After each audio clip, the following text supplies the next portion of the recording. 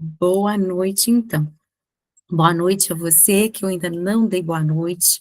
Pegue sua Bíblia, pegue seu caderno de anotação, pegue caneta e venha com vontade de ouvir a voz de Jesus. Vamos lá.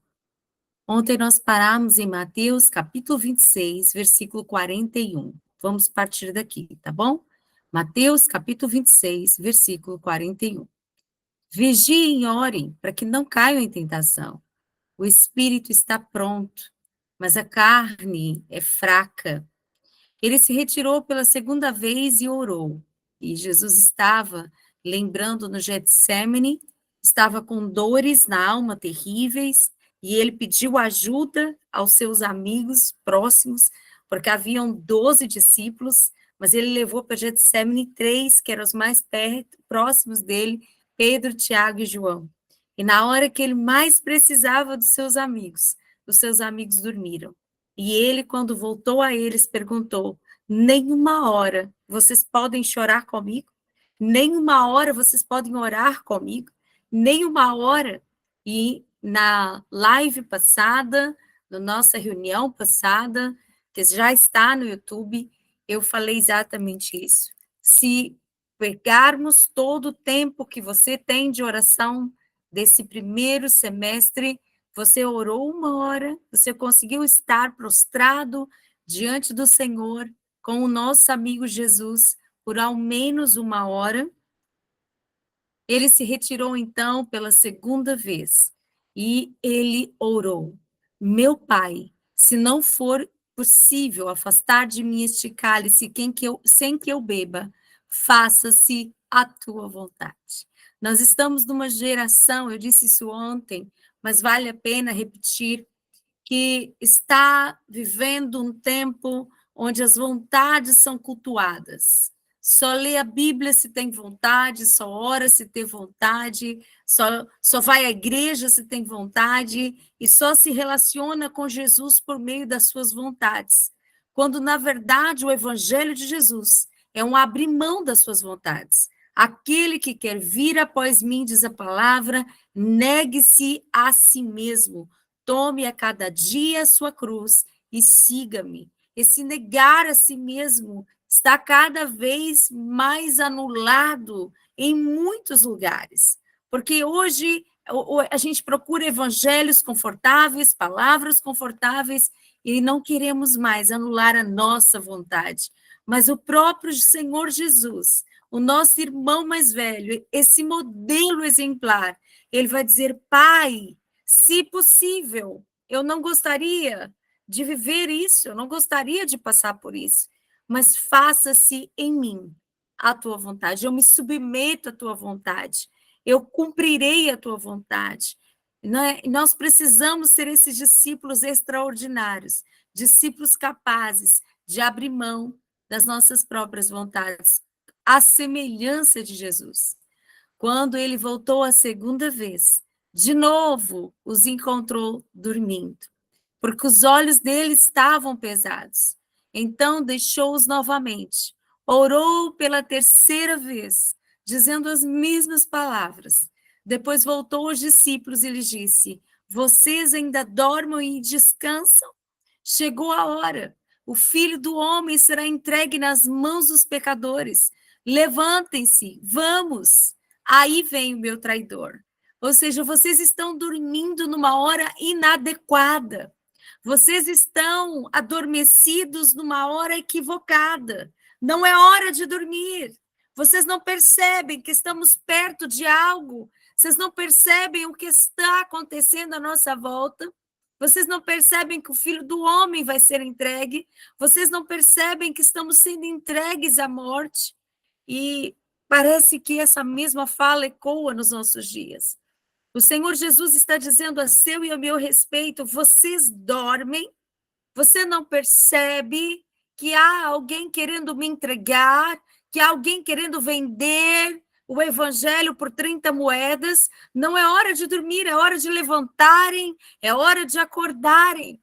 Veja que Jesus precisou orar 3 vezes. Jesus precisou visitar o Getsemane 3 vezes para se encher de coragem e fé e obedecer o Pai. Ele entrou no Getsemane, prostrou o rosto em terra e orou ao Pai: faça em mim a tua vontade. E ele precisou fazer isso 3 vezes.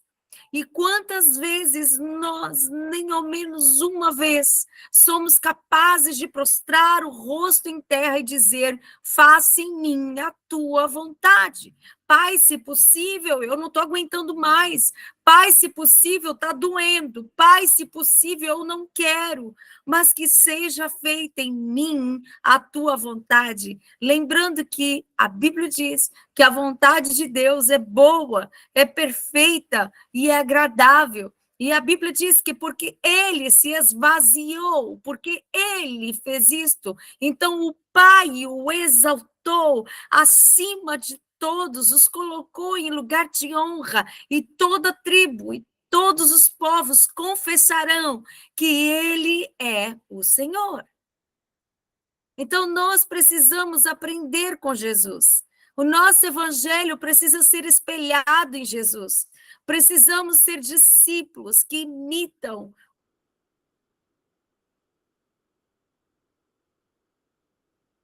o Senhor Jesus. Amém?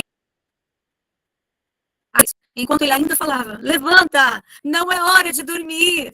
Levanta, percebam o cenário, percebam a batalha, percebam que tem alguém negociando o evangelho por 30 moedas. Enquanto ele falava, Judas, um dos 12, chegou.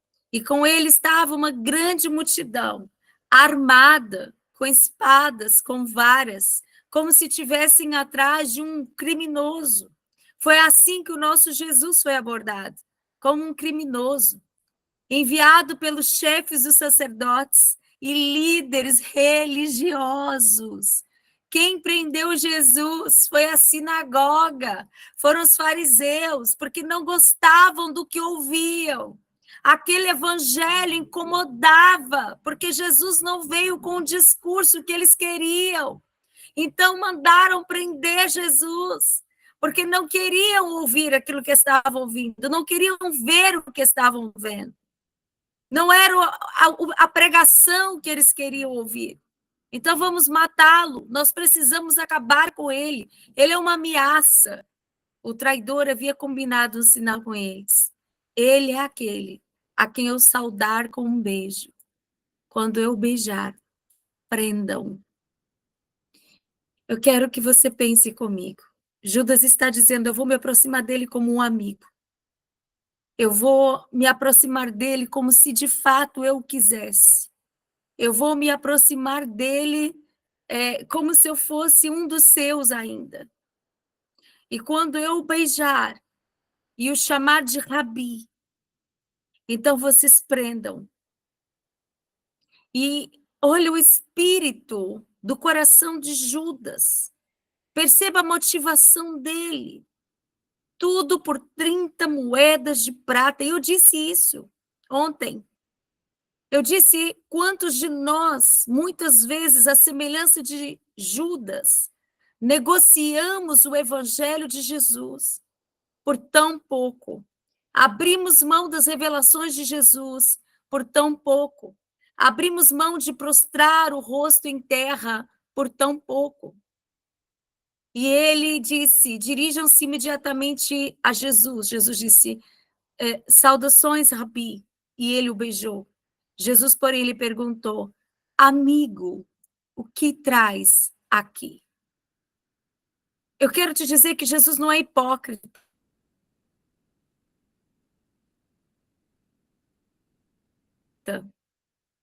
Jesus é alguém que vai chamar alguém de amigo que de fato não seja. Quando Jesus chama Judas de amigo, ele sabia o que ele estava fazendo ali. Mas era como se fosse uma última chance. Era como se Jesus estivesse falando: não faça isso. Não me negocie, não abra mão daquilo que eu quero na sua vida.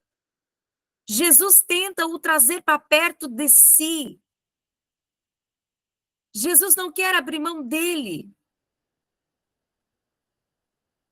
Acho que a minha câmera travou, não é? Eu não sei se o áudio também travou. Alguém pode me dizer? Eu estou vendo que a câmera travou. O áudio está chegando a vocês bem?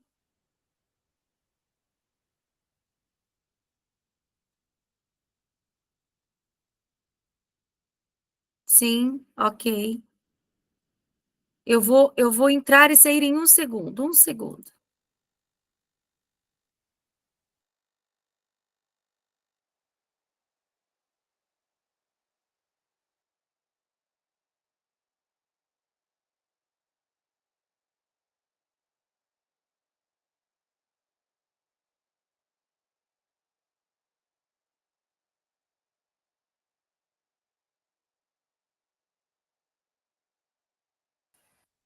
Pronto, estou de volta.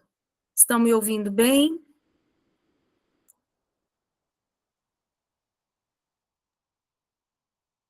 Ok, vamos lá. E ele diz: "Amigo", era a forma dele de ele dar a ele a outra, porque Jesus não desiste de nós. Então os homens se aproximaram, agarraram Jesus e o prenderam. E um dos que estavam com Jesus estendendo a mão, esse um era Pedro, sacou a espada, feriu o servo do sumo sacerdote, o nome dele era Malco, vamos ver nos próximos evangelhos, e cortou, decepou a orelha.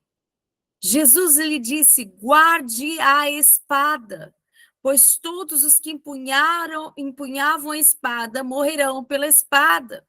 Você acha que eu não posso pedir ao meu pai e ele não poria imediatamente à minha disposição mais de 12 legiões de anjos? Como então se cumpririam as escrituras? Precisa ser assim, que dizem que estas coisas deveriam acontecer desta forma. Eu fico imaginando mal.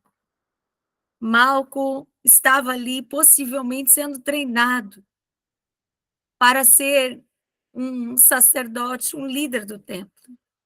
E importava que os líderes do templo fossem perfeitos. Não podia ter nenhum defeito.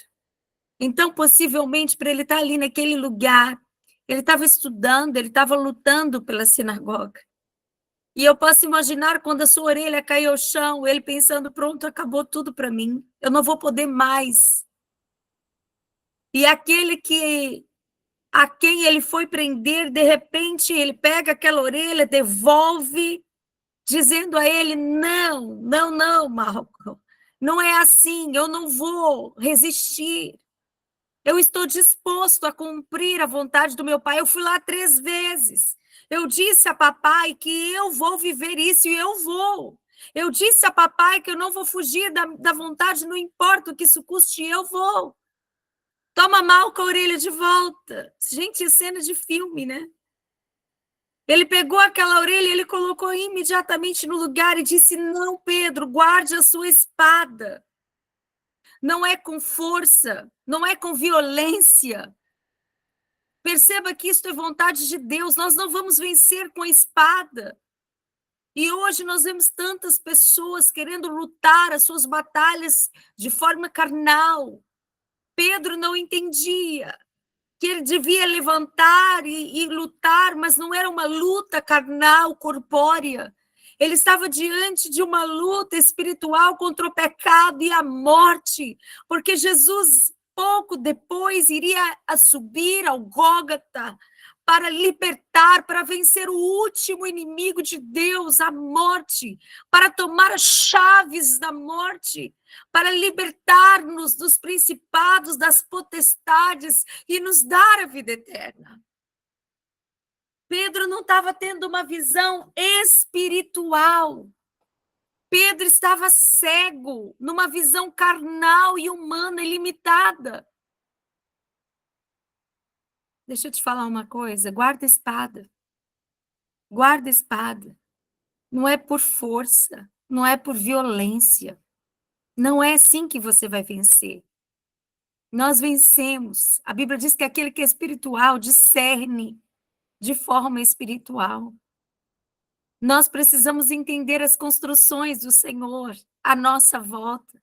Ele está dizendo: olha, havia uma profecia, lembra, há uma palavra profética, há uma profecia, tinha que ser assim.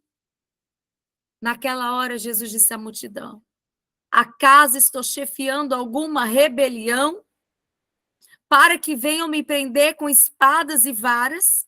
Todos os dias eu estive com vocês, eu ensinei no templo e vocês não me prenderam. Mas tudo isso aconteceu para que se cumprisse as escrituras dos profetas. Então todos os discípulos abandonaram e fugiram. Eu quero que você pegue isso aqui. Todos os discípulos o abandonaram e fugiram.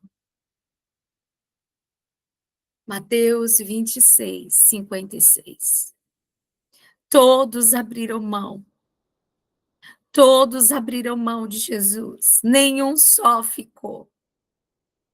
E eu quero te perguntar, na hora que a dor aperta, na hora que as coisas estão difíceis, você fica ou foge, ou abandona? Porque o verdadeiro discípulo é aquele que, quando tudo está caindo ao seu redor, ele permanece em Jesus. Porque ficar com Jesus, quando ele está multiplicando pão e peixe, é fácil. Ficar com Jesus, quando ele está curando cego e a multidão está aplaudindo ele, é fácil. Ficar com Jesus, quando ele está curando leproso e ressuscitando morto, é fácil. Ficar com Jesus quando ele está andando sobre o mar é fácil. Ficar com Jesus quando ele acalma a tempestade é fácil. Ficar com Jesus quando ele manda o vento ficar calado é fácil.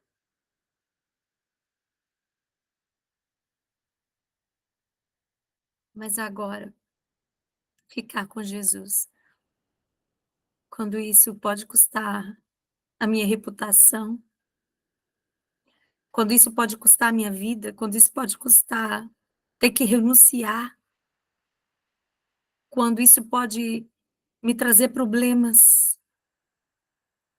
Eu fico com Jesus até a segunda página. Dependendo da questão, eu vou precisar abandonar Jesus. Quantas pessoas acabam abandonando Jesus no meio do caminho? Porque aquilo que eles esperavam não acontecia. Quando eles pegaram Jesus, todos os discípulos fugiram.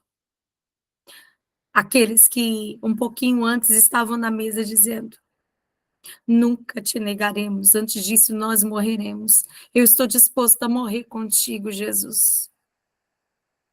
Agora era a prova dos 9. Agora era o grande momento. Agora era a hora deles mostrarem se sim, se de fato morreriam por Jesus. Mas eles não passaram na prova. Naquele grande momento, quando Jesus mais precisou dos seus discípulos, todos fugiram e Jesus ficou sozinho. Jesus deu um grito: guardem as espadas, eu vou ficar, eu vou me entregar. E naquela hora, o que nós esperávamos é que talvez pelo menos um discípulo tivesse gritado: eu vou me entregar junto contigo, Jesus. Eu vou contigo, Jesus. Mas nenhum só ficou ao lado de Jesus. Ei, você está me ouvindo? Você está desse lado? Você está entendendo a mensagem? Estamos diante de uma geração que fica com Jesus enquanto é conveniente. Estamos diante de uma geração que fica com Jesus enquanto Jesus está cumprindo, enquanto Jesus está fazendo aquilo que eu quero. Mas quando Jesus para de fazer a minha vontade, então eu não tenho mais interesse em Jesus. Então todos fogem, então todos abandonam. Quantos abandonando o evangelho por 30 moedas de prata? Quantos abandonando o evangelho porque não querem ser entregues, porque não querem ter que fazer renúncias, porque não querem ter que negar a si mesmos? Ei, quantos? Os que prenderam Jesus levaram ele para Caifás. Caifás era um sumo sacerdote, ou seja, ele foi levado para a sinagoga, as igrejas daquele tempo. Por quê? Porque a pregação dele incomodava. Porque a pregação dele fazia comichão nos ouvidos. em cuja casa se haviam reunido os mestres da lei. Sim, aqueles mestres que fizeram de tudo para pegar ele. Aqueles mestres que Jesus dizia: fariseu, raça de víboras. Olha, vocês podem até fazer o que eles falam, mas não façam o que eles fazem, porque eles vivem, mas eles falam, mas eles não vivem o que falam, porque a pregação deles não condiz com a verdade. Eles estavam lá. Os mestres da lei estavam lá. Os líderes religiosos estavam lá. Pedro o seguiu de longe até o pátio do sumo sacerdote. Perceba que Pedro ele estava seguindo Jesus, mas ele não tinha coragem de estar perto. Ele estava de longe observando o que estava acontecendo. Ele entrou e sentou-se com os guardas para ver o que ia acontecer. Os chefes dos sacerdotes e todo o sinédrio procuravam um depoimento falso contra Jesus, porque tudo que eles queriam era condená-lo à morte. No entanto, não encontraram nada que pudesse condenar Jesus, embora tenham se apresentado muitas falsas testemunhas. Finalmente apresentaram-se duas que declararam: este homem disse: sou capaz de destruir o templo de Deus e reconstruí-lo em 3 dias. Então o sumo sacerdote levantou-se e perguntou a Jesus: você não vai responder à acusação que estes fazem contra você? Jesus, porém, permaneceu em silêncio. Eu quero te dizer que o silêncio é uma poderosa arma de guerra. Ah, se alguém soubesse disso. A gente é tão pronto a se defender. A gente é tão pronto a se colocar. A gente precisa aprender a lidar com a calúnia, com a difamação. A gente precisa aprender a lidar com a perseguição, com a rejeição. A gente precisa aprender com Jesus. Jesus permaneceu em silêncio. Jesus se calou, porque ele sabia qual era a vontade do Pai. Ele não estava disposto a brigar pela sua honra, porque ele tinha sua honra.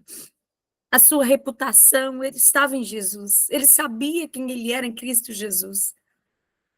Ah, se todos soubessem o valor do silêncio, o valor de ficar calado.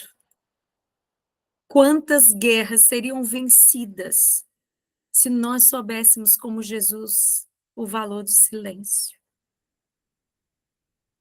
Quantas guerras a gente já teria vencido? O sumo sacerdote lhe disse: exijo que jure pelo Deus vivo. Diga-nos se você é o Cristo, o Filho do Deus. Jesus respondeu: tu mesmo disseste.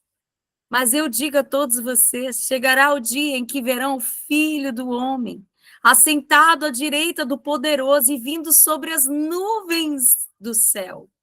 Então o sumo sacerdote rasgou as próprias vestes e disse: blasfemou! Por que precisamos de mais testemunhas? Vocês ouviram a blasfêmia agora. O que lhes parece? Aí eles responderam: ele é digno de morte. Por quê? Porque eles não acreditavam que Jesus era o Messias. E Jesus estava dizendo: sou eu sou o Messias. Vocês vão me ver à direita do meu Pai. E eles não estão entendendo, porque na cabeça deles, o Messias que eles esperavam era um líder político religioso. Jesus não seria um cordeiro, porque eles não esperavam um cordeiro mudo que não abriu a boca. E quantas vezes nós rejeitamos o evangelho porque o evangelho não vem na nossa forma. Porque nós queremos que o evangelho venha num modelo que seja coerente para nós, confortável para nós. Porque nós queremos que o evangelho se molde a nós e não que a gente se molde ao evangelho. Ei, o evangelho não tem que ter a tua forma, você tem que estar na forma do evangelho. Então, naquela hora, alguns cuspiram no rosto de Jesus e deram murros em Jesus. Outros davam tapas em Jesus. e diziam: profetize para nós, Cristo. Quem foi que bateu em você? Eles começaram a usar de ironia e sarcasmo e violência e agressão. E eu quero te lembrar o que ele falou a Pedro: Pedro, você acha que se eu quisesse, se eu tenho poder para falar agora com o papai, e meu pai mandaria uma legião de anjos para me salvar? Mas importa que seja assim. Eu vou fazer a vontade do meu Pai. Gente, eu não entendo que evangelho é esse que alguém está tentando viver, que é de cristão, baseado em Cristo, que não passa pela cruz. Não há evangelho sem cruz. Não há evangelho sem renúncia. Não há. Pedro estava sentado no pátio e uma criada aproximou-se dele e disse: você também estava com Jesus, o Galileu. Ele afirmou, contudo, ele negou diante de todos, dizendo: eu não sei do que você está falando. Depois saiu em direção à porta, onde outra criada o viu, e disse aos que estavam ali: esse homem estava com Jesus, o Nazareno. E ele jurou. E ele, jurando, negou outra vez: eu não conheço este homem. Pouco tempo depois, os que estavam por ali chegaram a Pedro e disseram: certamente você é um deles. Veja, não há dúvida. Agora, olha isso, seu modo de falar o denuncia. Você fala como Jesus. Pedro andou com Jesus, e quem anda com Jesus se torna semelhante, parecido com Jesus. Perceba, eu sou portuguesa, eu sou de Lisboa. E muitas vezes, quando eu termino de falar com... Há dias que eu atendo fora do Brasil alguns portugueses, algumas pessoas que falam português de Portugal em alguns lugares do mundo. E aquele sotaque português fica muito pesado e eu não consigo falar brasileiro com naturalidade, porque eu me aproximei de alguém com esta língua. Quanto mais você anda com alguém mais parecido com esse alguém, você se torna. E Jesus se tornou, e Pedro se tornou semelhante a Jesus, e ele não podia esconder. Você é um deles, você fala como ele. Aí ele começou a amaldiçoar e a jurar: eu não conheço esse homem. Imediatamente o galo cantou. Então Pedro se lembrou da palavra que Jesus lhe havia dito: antes que o galo cante, você me negará 3 vezes. Ele saiu e chorou amargamente.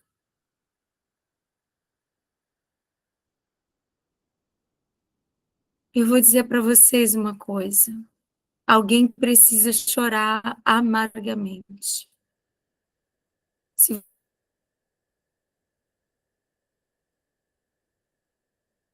você tem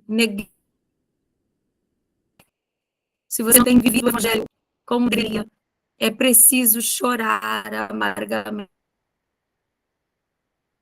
Um tempo é exatamente essa: é chorar, é dizer: Deus, nos ajuda a nos aproximarmos do Senhor. Nos ajuda a não negarmos o Senhor, não importa a circunstância, não importa o cenário. Ainda que eu tenha que dar minha vida por ti, eu não te negarei. Existe um texto que diz: e odiarão vocês por causa do meu nome. E quantas pessoas querem ser amadas, aplaudidas, e todas as vezes que a sua reputação, a sua fama, a glória, aquilo que eles querem pode ser prejudicado. Olha, eu amo Jesus, mas até a segunda página. Mas Jesus, ele estava dando tudo por nós. E alguém que dá tudo, merece tudo. E eu quero te dizer que mesmo que você seja um Pedro, que abriu mão de Jesus, Logo agora, amanhã, nós vamos continuar esse texto às 22 horas, Mateus 27. E você vai ver que assim que Jesus ressuscita, ele vai atrás do Pedro. Porque Jesus não desiste de nós. Jesus não desiste de você. Jesus não desiste de amar você. Há um Cristo que te ama. E ele está te chamando essa noite para viver um evangelho de verdade. Um evangelho onde você não negocia ele por 30 moedas. Um evangelho onde você não negocia ele quando as coisas ficam feias. Um evangelho onde você é capaz de, a qualquer custo, continuar fiel a Jesus. Na fornalha, fiel a Jesus. Na cova dos leões, fiel a Jesus. Quando tem tudo, fiel. Quando não tem, fiel. Como diz o apóstolo Paulo, eu aprendi a estar feliz, a ser fiel em toda e qualquer situação. Que o Senhor te ajude a não ser um discípulo que abandona e foge na primeira situação. Que você possa permanecer fiel a Jesus e ao seu chamado, as suas convicções em Cristo, a sua fé, que você permaneça fiel à fé, que você permaneça firme na fé, mesmo nas piores situações. Que o Senhor nos ajude a nos mantermos fiéis. Vamos orar? Pai, essa noite nós lemos que os teus discípulos te abandonaram no dia mau. Quando o Senhor era aplaudido, multiplicando pães e peixes, curando enfermos, quando o Senhor estava limpando os leprosos, acalmando a tempestade, eles estavam do teu lado. Mas diante da iminência da morte, quando eles se sentiram ameaçados, no Getsemane dormiram e não foram capazes de chorar contigo e depois fugiram e te abandonaram. Nós não queremos ser esse tipo de discípulos, mas queremos ser discípulos extraordinários. Discípulos que permanecem contigo não importa a situação. Discípulos que não te trocam por nada e não fogem e não abandonam o chamado, o ministério, o amor e a paixão por ti. Não importa a situação. Nos ajuda a nos mantermos fiéis em nosso amor por ti. Eu te peço isso, no nome santo, bendito e precioso de Jesus. Amém e amém. Queridos, amanhã nós vamos continuar essa história de Jesus em Mateus, capítulo 27, tá bom? Venha ouvir a palavra. Só faltam 2 capítulos para terminarmos Mateus. Venha estudar. Amanhã, às 22 horas, nós vamos entender o que aconteceu logo após em Mateus, capítulo 27. Um beijo, eu amo vocês, durmam com Jesus.